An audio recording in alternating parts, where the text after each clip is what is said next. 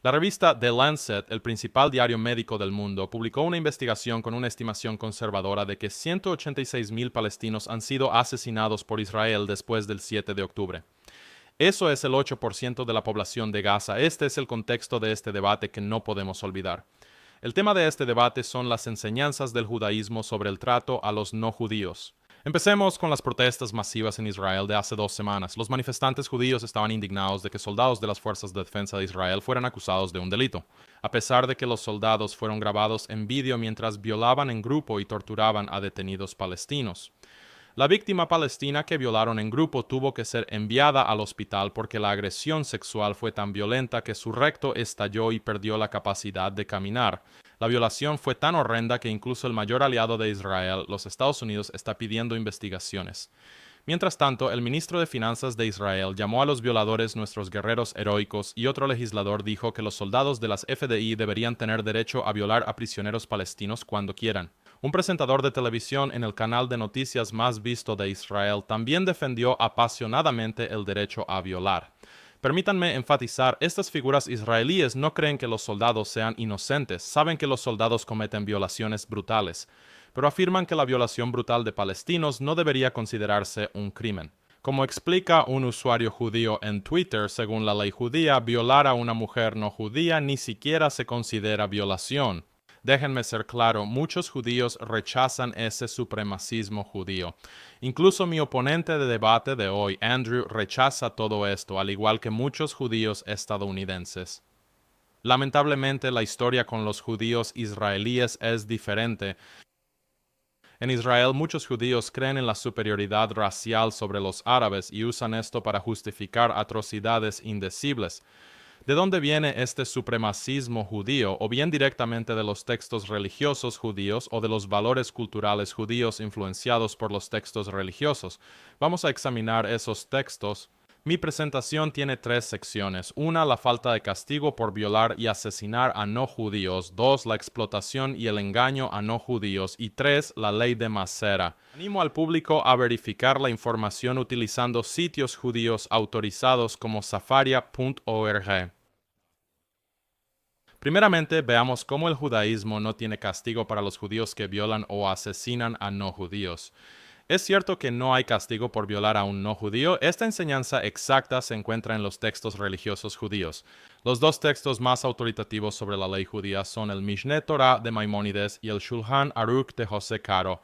Estos textos proporcionan una interpretación autorizada de todo el material legal encontrado en la Biblia hebrea y el Talmud que se consideran divinamente inspirados.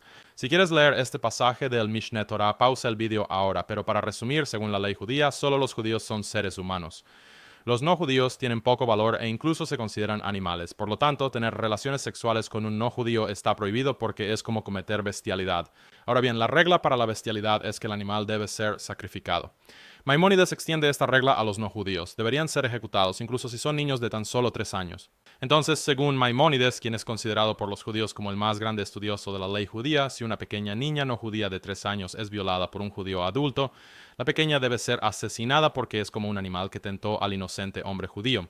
Supongo que Maimónides nunca escuchó el término culpabilizar a la víctima. Esto no es un texto oscuro y sin relevancia, por cierto. Grandes segmentos de la población israelí creen firmemente en la aplicación de esta regla, y por eso apenas la semana pasada miles de manifestantes israelíes asaltaron campos de detención y estaban literalmente golpeando las puertas gritando «Los violaremos», exigiendo ser dejados entrar a las prisiones, para que ellos mismos pudieran violar violentamente a los prisioneros palestinos. En un país normal, la gente diría que estos son extremistas desequilibrados, pero en los medios israelíes describen la situación como un debate moral. Violar brutalmente a prisioneros es un tema de debate para los judíos israelíes. Esto se deriva de las enseñanzas del judaísmo. Ahora no son solo los violadores judíos los que no enfrentan castigo. Incluso los asesinos judíos no enfrentan pena según la ley judía. Un pasaje famoso del Talmud dice: «Mata a los mejores de los gentiles. Aplasta la cabeza de las mejores serpientes». Para ser justos, otros pasajes del Talmud dicen que fuera de guerra no está permitido matar a no judíos. Sin embargo, los judíos que matan a no judíos tienen inmunidad legal. No hay castigo para un judío que asesina a un no judío. El Talmud es muy claro al respecto. En cuanto a derramamiento de sangre, si un gentil asesina a un judío, es responsable. Si un judío asesina a un gentil, está exento. La misma idea se aclara aún más en el Mishneh Torah. Nuevamente, los palestinos son las principales víctimas. Entre 2010 y 2019, la ONU documentó cerca de 3.600 palestinos asesinados por las fuerzas israelíes. Eso equivale a un asesinato por día durante 10 años. Muchos de los asesinatos son horribles, como el caso del bebé de 18 meses, Ali Dawab Shah, quien fue quemado vivo cuando colonos judíos incendiaron la casa de su familia. Hasta el día de hoy, los colonos judíos celebran la quema del bebé Ali. Hay videos en línea que muestran a colonos bailando en una boda mientras apuñalan una foto del bebé Ali. Disfrutan de una celebración del asesinato cantando "El bebé Ali está en la parrilla". También estuvo el caso reciente donde las fuerzas del IDF lanzaron un perro militar contra Mohamed Bar, un palestino con síndrome de Down. Después de que su perro terminó desgarrando la carne de Mohamed, los soldados lo encerraron en una habitación lejos de su familia para dejarlo sangrar hasta morir en agonía. Estoy muy asustada. Por favor, ven. Por favor, llama a alguien para que venga a buscarme. Esto es lo que dijo Hind Rajab, una niña de 6 años, al teléfono con los servicios de emergencia después de que las fuerzas de defensa israelíes acribillaran el coche de su familia mientras evacuaban la ciudad de Gaza. Ella fue la única sobreviviente, rodeada de tanques israelíes. La ambulancia que fue enviada para salvarla también fue atacada por el IDF, matando a sus rescatistas. Más tarde encontraron el cuerpo de Hind y había 335 disparos de ametralladora acribillando el coche en el que estaba. 335 balazos de ametralladora para matar a una niña de 6 años y a su familia. El ejército israelí se investigó a sí mismo y no encontró ninguna falta, y técnicamente están en lo correcto porque de acuerdo con el judaísmo, Hind Rajab no es más que un animal. Y llenar su pequeño cuerpo con balas no es más que práctica de tiro inocente. Los sionistas afirman que el gobierno israelí está en contra de matar a no judíos, pero los grupos de derechos humanos opinan diferente. Según el grupo israelí de derechos humanos Yesh Din, solo el 7% de los ataques de los colonos han llevado a cargos criminales y solo el 3% de las investigaciones han resultado en una condena. La gran mayoría de los asesinos judíos no enfrentan consecuencias. A continuación, algunos apologistas judíos podrían argumentar que la violación y el asesinato de no judíos está permitido porque Israel está en situación de guerra y los palestinos simplemente no aceptan la paz. Este es un pretexto débil porque, como vimos en los textos religiosos, ninguno de ellos hace distinción entre tiempos de guerra y tiempos de paz. Además, hay muchas más leyes discriminatorias contra los no judíos que no tienen nada que ver con la guerra y la seguridad. La verdad es que todas las religiones tradicionales tienen algunas reglas discriminatorias contra los no seguidores. Pero el judaísmo es la única religión que permite y a veces ordena a sus seguidores explotar secretamente a otros grupos y dañarlos, incluso en tiempos de paz. Los textos religiosos judíos enseñan que 1. Es obligatorio cobrar intereses a los no judíos, es permisible engañar a los no judíos al retener los salarios que les corresponden, es permisible engañar a los no judíos no devolviéndoles préstamos, es permisible que los tribunales favorezcan injustamente a los judíos frente a los no judíos, es permisible robar a los no judíos. 2 puntos importantes. Primero, es cierto que los textos legales judíos tienen opiniones encontradas sobre la explotación de los no judíos, pero estas opiniones conflictivas provienen del concepto judío de Chalul Hashem, o la profanación del nombre de Dios. Es un principio legal judío básico que se basa en la Biblia. Mantiene que los judíos no deben engañar, robar, timar o violar a no judíos, no porque hacerlo sea objetivamente incorrecto, sino porque se ve mal. Básicamente es mala publicidad para los judíos. El principio del Chalul Hashem reconoce que ciertas reglas religiosas judías hacen quedar mal a los judíos, especialmente las normas que permiten a los judíos explotar a los no judíos. Entonces, basándose en Chalul Hashem, los judíos deberían ocultar esta explotación, o abstenerse de hacerla si hay posibilidad de que los no judíos se enteren. Por eso hay opiniones diferentes en el Talmud sobre engañar a los no judíos en juicios, robarles, estafarles, etc. Los rabinos citados en el Talmud que se oponen a engañar, robar y despojar a los no judíos no lo hacen porque piensen que está mal hacer estas cosas a los no judíos de manera objetiva. Solo les preocupa la mala imagen. E incluso dejando de lado las apariencias, el hecho de que la explotación de no judíos sea, en el mejor de los casos, un tema de debate en el Talmud es impactante. Los apologistas judíos suelen señalar que el Talmud es un libro complejo con muchas opiniones, pero eso no es una buena defensa. ¿Cómo es que debaten si es legítimo robar y engañar? ¿Cómo se supone que me impresione que una página del Talmud diga no robar cuando hay otra página en el mismo libro que dice adelante, roba? Esta ambigüedad crea una zona gris donde algunos judíos pueden creer justificadamente que la explotación de no judíos está sancionada divinamente. Otras religiones no tienen esta zona gris. Otras religiones condenan inequívocamente el engaño secreto a personas, incluso a quienes no son adherentes. Ahora veamos algunas de las pruebas. 1. Es obligatorio cobrar interés a los no judíos. El Mishneh Torah establece que es una mitzvah positiva, lo que significa un mandato divino, prestar dinero a un gentil con interés. La ley judía dice que se puede cobrar tanto interés como sea posible de los no judíos, incluso si esto los lleva a la ruina financiera. Número 2. Está permitido engañar a los no judíos al retener sus salarios. El Talmud declara que, en cuanto a quien retiene el salario de un trabajador contratado, para un gentil hacerlo a otro gentil y para un gentil hacerlo a un judío está prohibido, pero para un judío hacerlo a un gentil está permitido. Número 3. Está permitido engañar a los no judíos no devolviendo los préstamos de estos. Esto también está en el Talmud.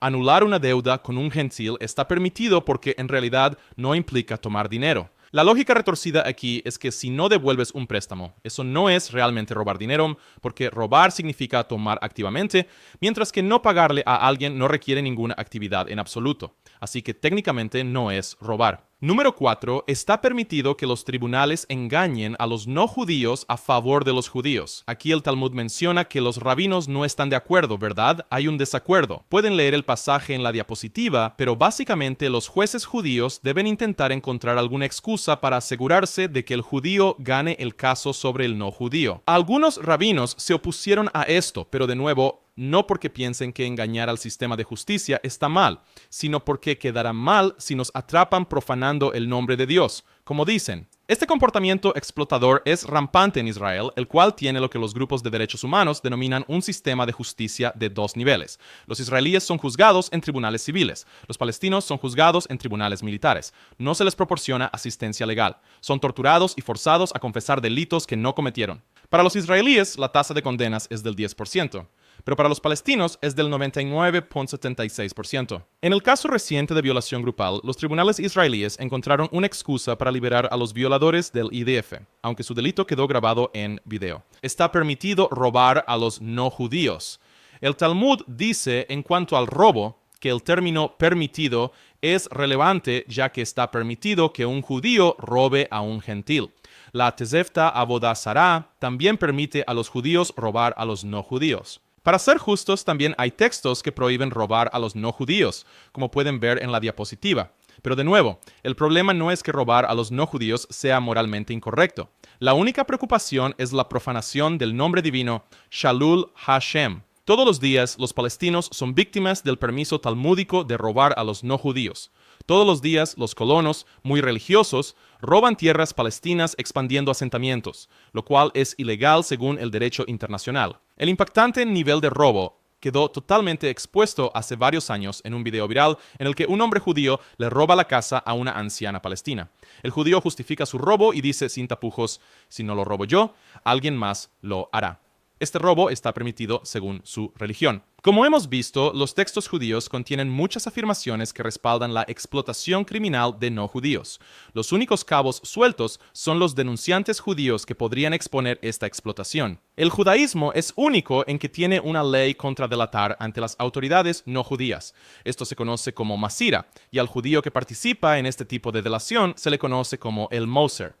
La masira es uno de los pecados más grandes en el judaísmo. Amerita la pena de muerte incluso si el crimen reportado es menor. La pena de muerte puede ser aplicada por cualquier judío sin una orden judicial, es decir, justicia por mano propia. La ley contra la masira se aplica tanto si el delito es contra judíos como contra no judíos. Sin embargo, la masira es más relevante en crímenes contra no judíos. Ejemplos son el robo, la evasión fiscal, el abuso sexual, el contrabando, el tráfico de drogas, la usura, etc. Para ser justos, algunos rabinos hacen excepciones a la ley de masira para los crímenes violentos más extremos, especialmente cuando las víctimas son otros judíos. La ley contra masira se basa en el Talmud. Se ofrece una discusión más extensa sobre la ley contra la masira en el Mishneh Torah. Está prohibido entregar a un judío en manos de un pagano, ya sea física o financieramente, incluso si resulta ser malvado y pecador. Un delator puede ser asesinado en cualquier lugar, tan pronto como diga que está a punto de informar contra una persona o su propiedad, incluso una pequeña cantidad de dinero sea condenado a muerte. Es un deber religioso matarlo. Quien se apresure a matarlo obtiene mérito. Nuevamente, en el caso de tortura y violación del IDF, los oficiales israelíes están furiosos, no por la violación. como vimos, quieren convertir la violación de palestinos en una política oficial. No, lo que les enfurece es que alguien filtró la prueba en video. La violación y la tortura no son el crimen. El crimen es revelar la violación y la tortura al mundo. Bueno, James, entonces Andrew dijo que puedo tomarme el tiempo que necesito. Son solo 50 segundos más. Son solo unas pocas oraciones más. Por favor, déjame terminar, James. Al combinar todas estas leyes judías, se crea una sociedad criminal, un estado de apartheid y genocidio que engaña, roba, viola y asesina a los no judíos con impunidad y considera todo eso como santo ante Dios. Por eso la sociedad israelí está liderada por un criminal de guerra en el sentido literal que afirma desafiante que las leyes de los no judíos no se aplican a él. Por eso los líderes de Israel dicen abiertamente que creen que es moralmente justificable dejar morir de hambre a 2 millones de palestinos, pero los no judíos no nos dejan hacerlo. Es por esto que los judíos israelíes celebran con alegría las masacres de niños palestinos como si fuera una fiesta religiosa. ¿Es antisemita señalar lo enferma que está esta sociedad? Si dijera que los judíos son así por su genética, sí. Eso sería antisemita. Pero no lo creo así, porque no es la naturaleza biológica judía la que está en falta aquí. El problema son los judíos y ese es el desafío que tiene hoy mi contrincante en el debate. Si afirma que no son las enseñanzas religiosas, entonces, ¿cuál es su explicación para el comportamiento atroz que vemos en Israel? ¿De dónde surge la pesadilla? Invito a Andrew y a todos los judíos amantes de la paz a unirse a mí para denunciar estas enseñanzas y el estado criminal que se ha fundado sobre ellas. Gracias.